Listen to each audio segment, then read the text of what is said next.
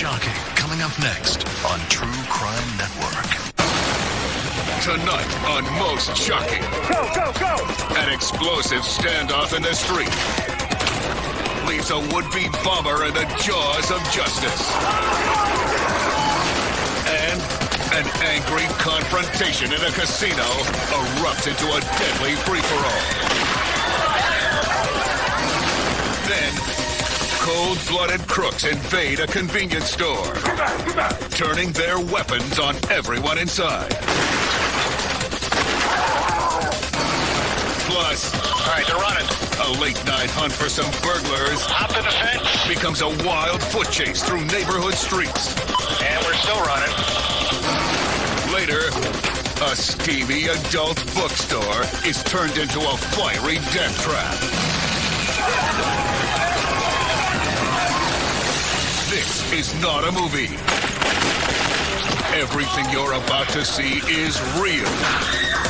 Brace yourself. This is Most Shocking. Criminals out of control. Nashville, Tennessee. Two robbers in ski masks invade a convenience store, armed with a revolver and shotgun. At the counter, Lee Rayburn is making a purchase. He freezes in fear. There was no place to run. There was no back door. I knew we were in trouble. Everyone is ordered to hit the floor. Thoughts going through my mind is if I laid down, face down like they asked, that everything would be okay as long as I didn't see them or look at them. I heard them say they wanted the money out of the drawer, and Sam, who was the clerk behind the counter, had said he didn't speak English. The gunman offers a brutal response and fires at point-blank range. The thieves rush the register, but can't get it open. They fly into a rage.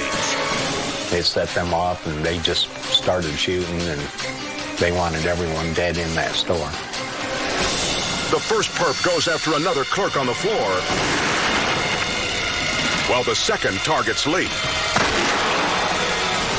They shot me in my lower back, and it hit my kidney, hit my colon. The next shot is aimed at Lee's head, but the shooter runs out of bullets.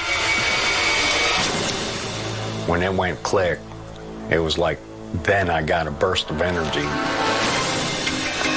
That's when I reached in my top pocket and pulled out my phone and called 911. The murderous thugs flee without stealing a dime.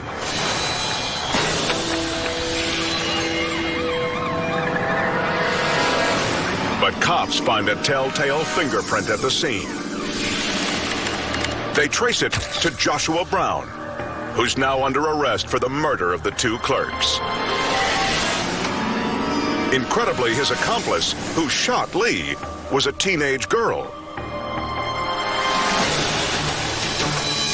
Lee Rayburn endures weeks of surgery, but he makes a full recovery from his night of terror.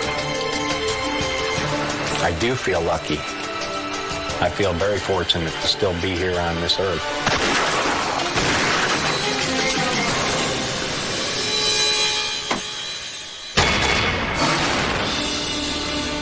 Phoenix, Arizona. A troubled man, Jorge Romero, holds a downtown street hostage, claiming to have a bomb under his jacket. After an hour-long standoff, the SWAT team calls in Officer Mary Zielinski and her canine, Levi. With someone that's mentally ill or on drugs stating they have an explosive device, you have to take that seriously. Suddenly, the SWAT team peppers Romero with rubber bullets, then distracts him with flashbang grenades.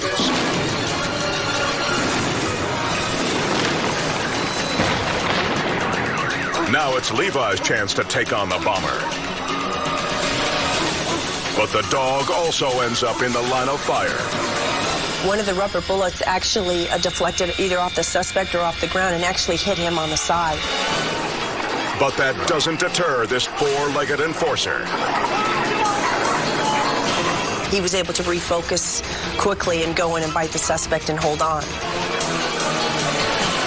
Levi locks onto the suspect's arm, preventing him from reaching for a weapon. But Romero was bluffing. He didn't have any device strapped to him. Their job done, Officer Zielinski calls off her canine partner. Romero may not have had a bomb, but his antics did land him in jail on charges of disorderly conduct. In situations where it's unsafe for officers to go in, canines like Levi are a cop's best friend.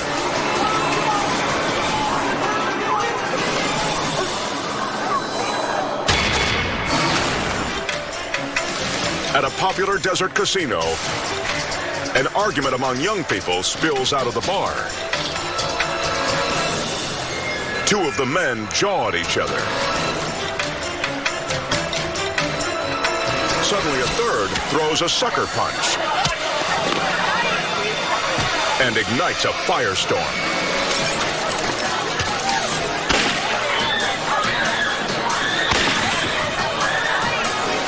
Terrified patrons flee as shots ricochet through the casino, while the shooter prances across the floor, reveling in the violence. The exchange goes down in seconds, while the man in the white shirt attacks. The gunman reaches for his weapon. A rival spots it and flings his drink at the suspect, but then has to run for his life.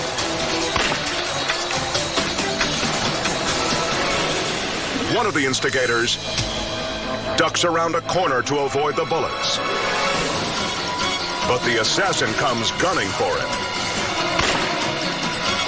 The target dodges the strike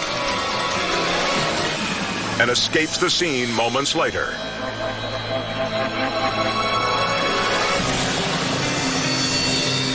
But not everyone is so lucky. One man from the group is killed in the melee, and a woman at the slots is hit in the hand. Although the investigation traces the killer back to a gang in Los Angeles, he remains at large. Authorities hope he's caught soon, because anyone this willing to commit murder will surely try their luck again.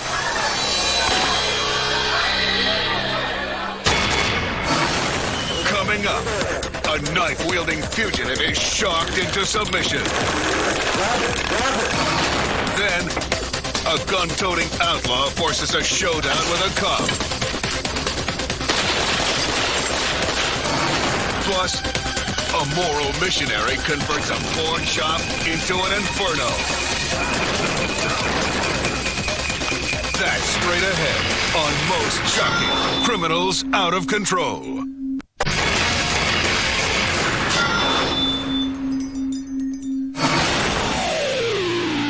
Fort Wayne, Indiana. Gerald Schwartz, the evening clerk at this vitamin store, is 77 years old. He's about to experience the worst night of his long life. A young man walks in.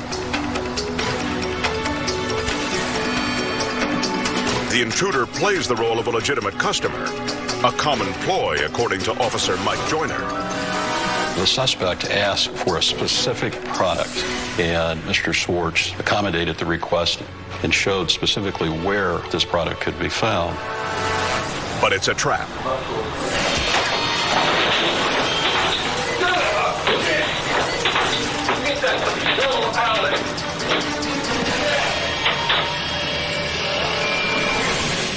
When he sucker punched me, he hit me at the base of my skull from behind, full force. The frail old man poses no threat to his brawny attacker. But in a back room, the assault continues. This is a very savage beating. The perpetrator did produce a folding knife. He said he was going to kill me. And I looked at this 3.5-inch blade on this knife. And I thought to myself, that'd be a heck of a way to go down. The attacker opens a cut above the clerk's eye. Gerald is dragged through a pool of his own blood. The punishment finally ends.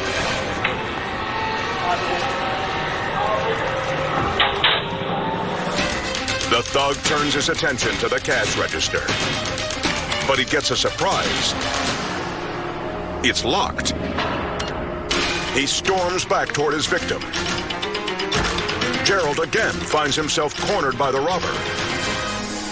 He instructs Mr. Schwartz that he needs assistance in opening the cash drawer.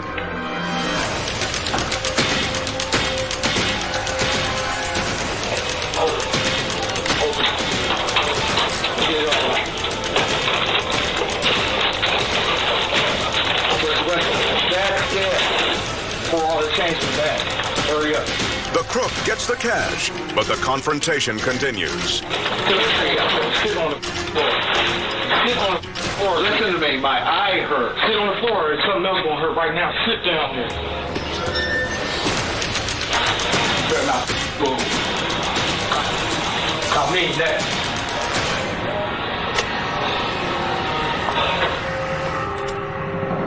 Gerald is left cut, bruised, and dazed, but still alive.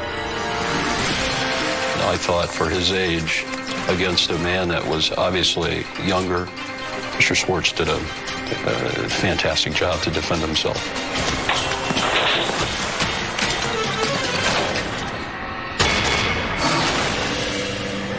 Evelyn, Minnesota. A state trooper has just spotted the car of a known fugitive with outstanding warrants. He approaches the vehicle, but the defiant suspect refuses to come out. The officer raises his flashlight and threatens to bash in the window. But when he makes good on his promise, he's met by a gun barrel.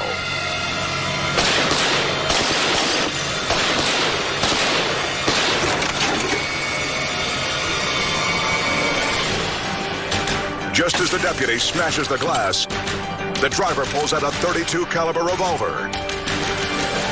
The patrolman fires.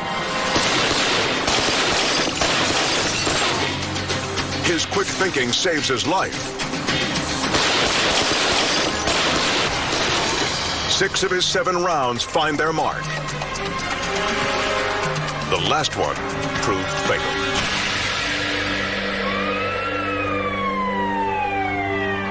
It's a situation every cop hopes to avoid.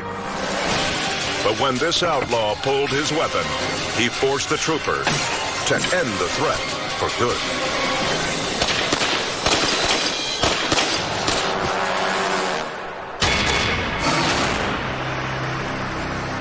Miami, Florida. Just after 3 a.m., a man calmly walks into an adult video store. He pays for access to a private viewing room in the back. But he's not here for jollies. He's scoping out the store for a sinister act. He heads back to the counter and delivers a menacing message. He told the store clerk that he had a guilty conscience and he was going to set the store on fire. Before the cashier can stop him, the crazed loner makes good on his promise.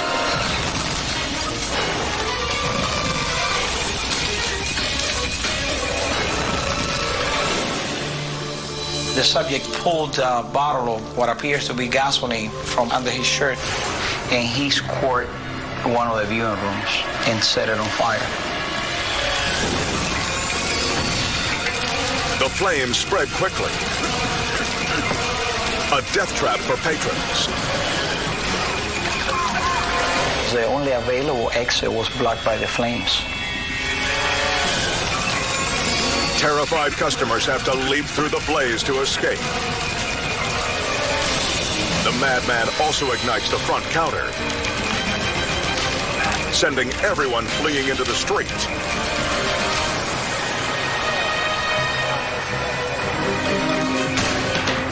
The arsonist casually walks down the sidewalk and disappears. He was very casual about it. He was calm, and after he completed this, he just walked out of the store. The clerk runs after him, but it's too late. He gets away. The store suffers extensive damage, but thankfully no one is injured. It's amazing that no one lost their lives in this incident. He came to this adult store with a burning desire.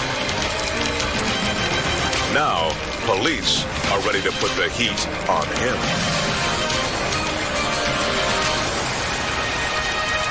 A person like this is extremely dangerous. That's why we need the public's cooperation in apprehending this individual.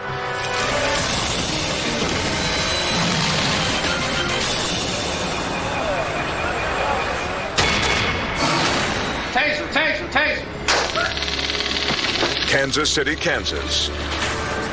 Police have a new weapon at their disposal.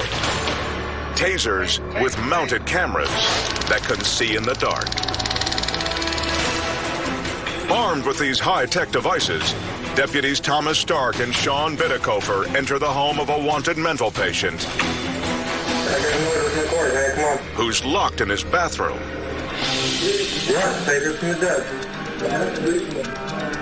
We believe that he was either going to try to hurt himself or us in the process.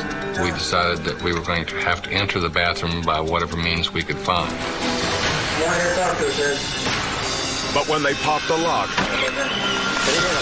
they find themselves face to face with an 18-inch sword. The officers aim their laser sights at the defiant suspect's chest. He definitely didn't want to go with us. He didn't want to go back to the hospital. So we didn't know what he would do to us. This warning will be his last.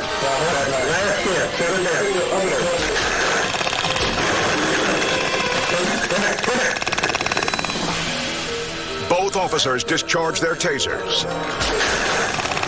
The 100,000-volt hit knocks the man off his feet.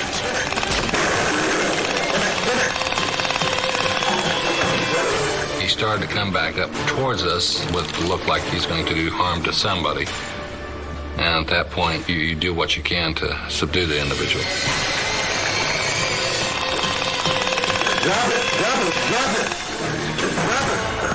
It takes 2 more rounds to rein in the troubled man.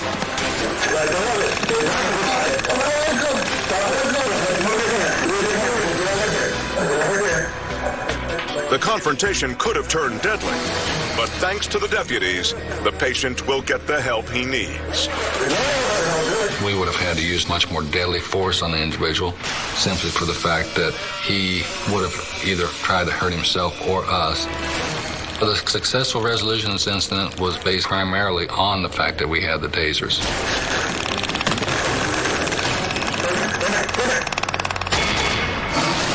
Still to come, police track down a crazed shooter who's on a random citywide rampage.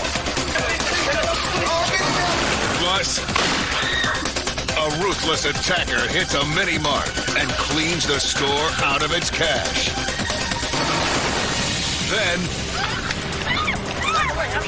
gunmen invade a dog breeder's home and pack up a prize of purebred pups. That's next on Most Shocking. Criminals Out of Control.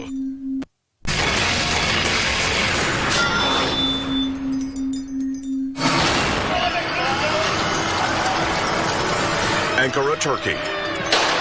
Somewhere in this maze of narrow streets, an elusive gunman, high on crack, goes on a random shooting spree.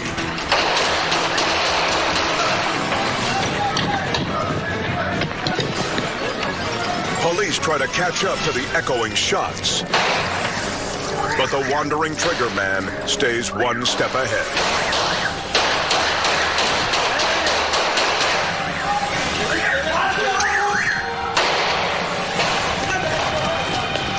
Officers spread out through the cobblestone streets, knowing that every blast of the gun could mean a life lost.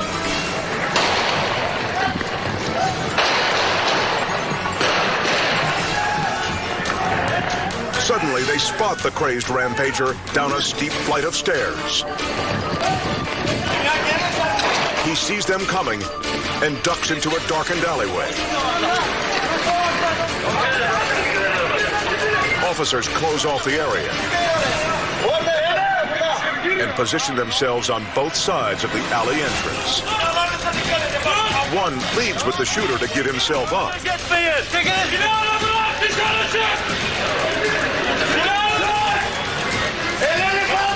Finally, he emerges, hands raised in surrender.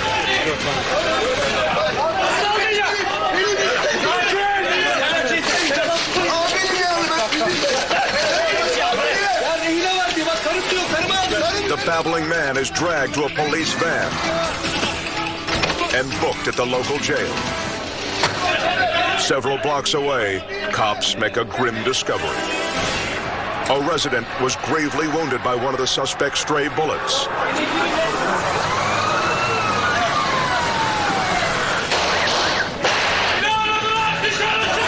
When he comes down from his high, the city marauder will have to answer for a murder he can't even remember.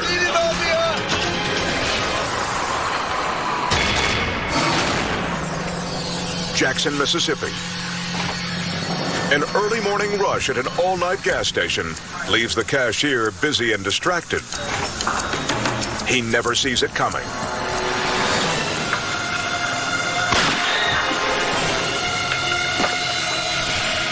A hooded man walks right up to the counter and fires. This is probably the coldest and most callous assault on human life that I've ever seen. He doesn't say anything, no remorse, no demands. He just fires a shot.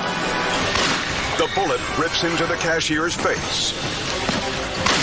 A second one tears into his arm.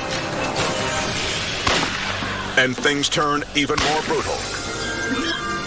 The gunman finds another clerk hiding behind the counter and shoots him in the head. That says that he has the heart of a cold-blooded killer. This is an individual who could be conceived as being very dangerous to society. The store falls silent. Then, unbelievably, a patron starts looting the register. An act that leaves investigators guessing. We're trying to determine if these individuals were together or if this individual just merely saw this as a crime of opportunity. The shooter runs back to the register and cleans it out. The two suspects quickly leave the store. Wounded and bleeding, the first clerk emerges from the back. And this time, he's armed. He fires at the fleeing gunman. But his attacker gets away.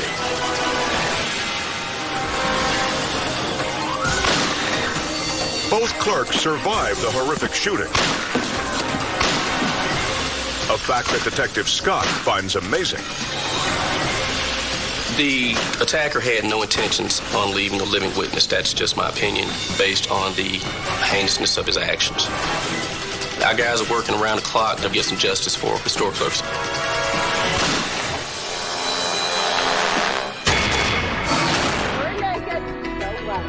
Los Angeles, California. This family of dog breeders enjoys a lucrative trade. These terrier pups fetch $2,500 apiece. And that's why they've installed surveillance cameras. Two men arrive posing as potential buyers. But they're really a duo of dog nappers looking for an easy score.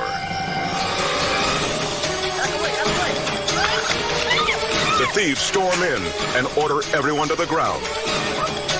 One holds a gun on the family as the other goes after the prize pooches. But the puppies are not so easy to catch. The canine crooks finally bag 4 terriers. A $10,000 haul.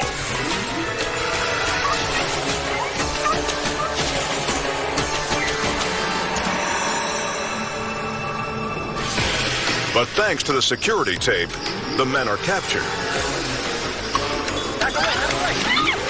Stealing high-priced pups may seem like an absurd crime, but it leaves these robbers facing the very real charge of grand theft dog. Up next, a homicidal gunman goes berserk in an electronics store. And a jewelry stand is besieged by a smash-and-grab hooligan. Later, all right, they're running. A canine flushes 2 thieves from their late-night lair. And we got to take down at least one. Then pursues them tooth and claw. Yeah, this is awesome. When most shocking, Criminals Out of Control returns.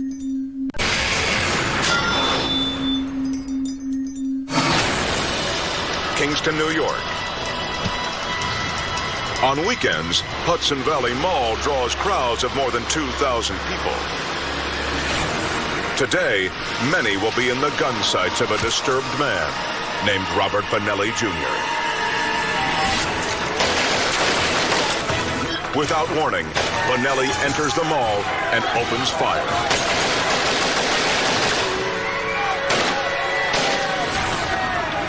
He took an AK-47 type of semi-automatic rifle out of his vehicle and began firing indiscriminately through the entrance.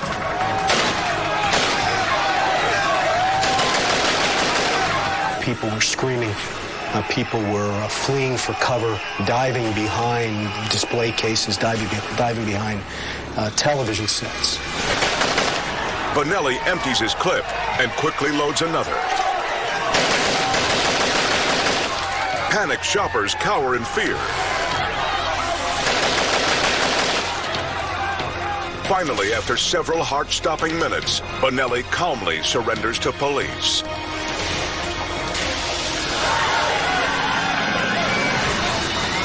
Remarkably, no one loses their life in the shooting spree. A search of his car turns up the bizarre ramblings of a homicidal maniac. Most disturbing was one note repeatedly written that the lonely man strikes with absolute rage. Bonelli won't be lonely anymore. He'll have the company of his cellmates for the next 32 years.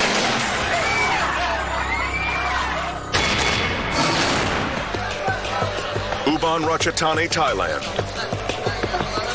At a local jewelry shop, a teenager loiters on the front step. He waits until the coast is clear. Then he goes on a gold rush.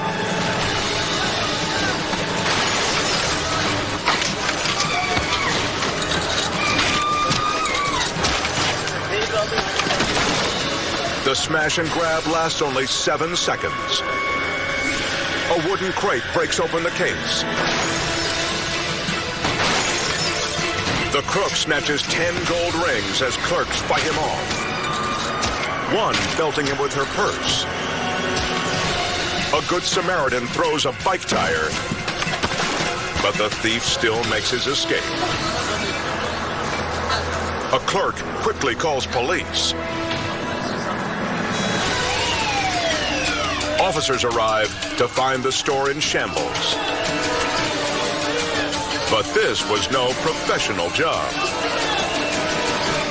It turns out the robber is a homeless 19-year-old. He's caught the very next day across the street with all 10 rings still on him. Hopefully the boy's criminal impulses will get broken before they become a habit. Detroit, Michigan. Chuck Stubing loves making a living at his late-night hamburger stand. But owning such an establishment has its risks. We have had break-ins prior. That's why we've installed a top-notch security system. Tonight, his cameras will catch a much more heinous crime. A Jeep pulls into a parking space. From across the lot, 2 men approach. One stops and confronts the driver. All of a sudden, we saw a little scuffle out in the parking lot. 2 gentlemen were arguing. One pulled out a gun.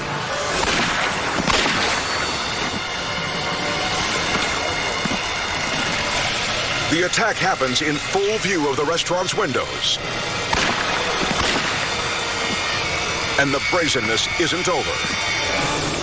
The suspect jumped into the victim's Jeep and pulled out and took off immediately. As authorities are called, 3 employees hurry to the wounded man who's been hit in the abdomen and leg. The victim was laying on the ground behind the restaurant in our parking lot. He was still moaning, a lot of blood. Medics arrive within minutes. The man is rushed to a local trauma center. No one knows if these combatants knew each other before tonight, or if this was just a terrible one-time encounter. Either way, Chuck would like to see his security measures help police catch the shooter. Hopefully our video will pinpoint who it was and we can bring him to justice.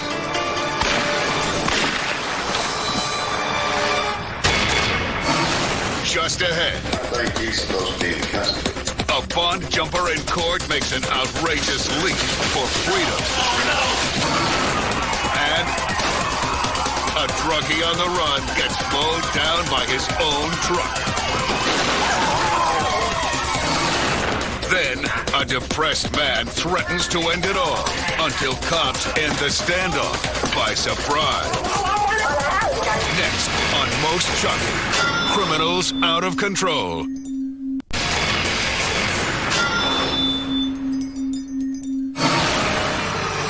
Pontiac, Michigan. When an officer stopped to help what he thought was a stranded motorist, the driver took off. Now he's running like he has something to hide.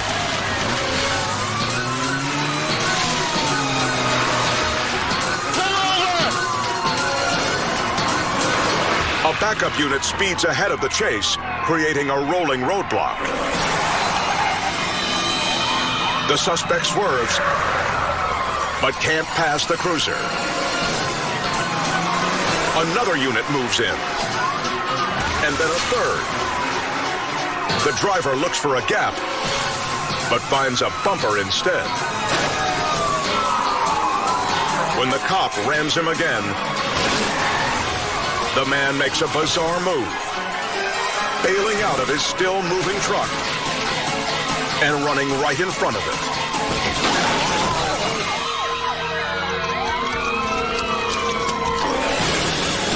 His own pickup knocks him off his feet, saving him from being crushed between the 2 cars. Cops race in and quickly take Michael Schlender into custody. A pipe full of crack cocaine explains why he ran. But there's no explaining where he ran.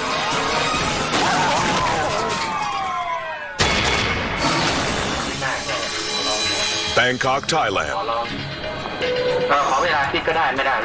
Police negotiate with a desperate man who's threatening to kill himself. He's already drawn blood, piercing his chest with a long, thin blade.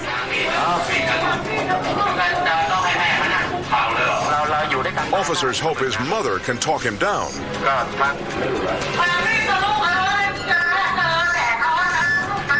But no matter how hard she pleads, he refuses to surrender. After a grueling hour-long standoff, cops attempt a risky ploy. They extend a peace offering, a cold bottle of water. It allows them to get just close enough for a quick strike.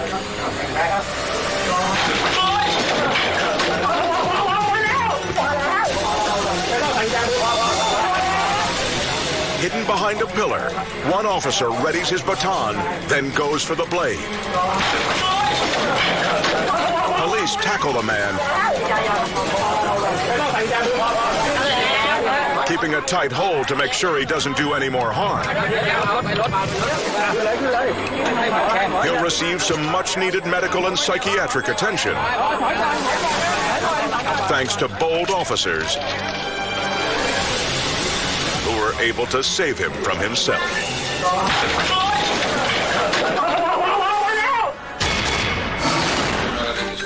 Nashville, Tennessee. Suspect Burt Watkins has finally returned to court on charges of drug possession and evading. He's expecting a slap on the wrist for missing an earlier court date. But Judge Mark Fishburne is done playing games. He has a history of running. I mean, he's had escape charges and evading arrests. In fact, that was one of the charges he had. Why didn't you go for your drug screen when I told you to go? I've been stressed, I've been depressed, I've been going through a whole lot of things. The prosecutor's not buying this guy's act either. I think Mr. Watkins is also on community corrections at a Division IV drug court. So he's violating everything, bond, probation. I think he's supposed to be in custody. Apparently, Watkins didn't realize that drug-using bail jumpers get sent to prison.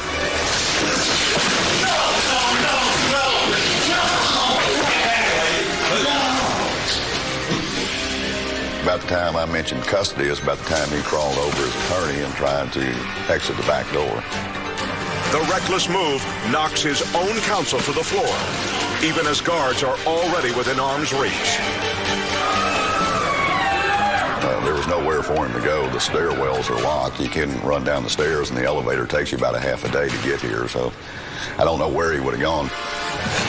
Watkins is handcuffed and escorted from the court. He'll later plead out for a sentence of 8 years.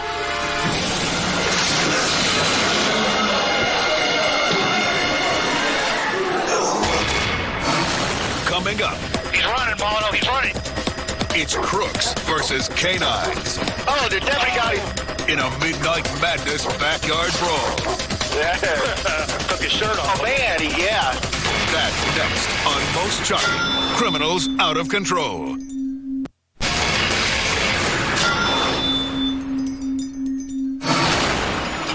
Rock Ledge, Florida. I got something down in there in the woods right there. A violent burglary suspect and his teenage accomplice hide in the dark beneath some trees.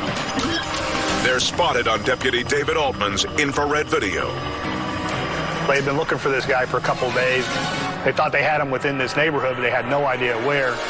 That's why they called us to come down and see if we can shoot some infrared and see if we can locate him. Stop, right there, right off your passenger door, right up in the woods, about 20 feet in. Ground units move in on some woods near a subdivision. A canine flushes one individual out. All right, they're running. Okay, guys, dog's in foot pursuit at this point.